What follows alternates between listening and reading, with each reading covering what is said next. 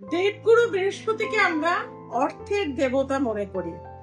আর এই সময় যাদের চাকরি হচ্ছিল না, কোনোভাবেই চাকরিতে পাচ্ছেন না বা জয়েন করতে পারছেন না, অনেক চেষ্টা করছেন, তাদেরকে বলবো কিন্তু চাকরির সুযোগ আসছে। বৃষ রাশি, মীন রাশি, মকর রাশি, বৃশ্চিক রাশি, কন্যা রাশি, ধনু রাশি, এদের কিন্তু চাকরি পাওয়ার সুযোগ কিন্তু এই সময় শুরু হয়ে যাচ্ছে। যারা গভর্নমেন্ট চাকরি পেতে চাইছেন বা প্রাইভেটে ভালো জায়গায় জয়েন করতে চাইছেন, তাদেরকে বলবো পঞ্চশস্য দিয়ে আপনারা একটি মাটির প্রদীপ 5টা মুখ করে বানাবেন, বানিয়ে ফলায়নী অমাবস্যা তিথিতে পঞ্চশস্য তাতে দেবেন।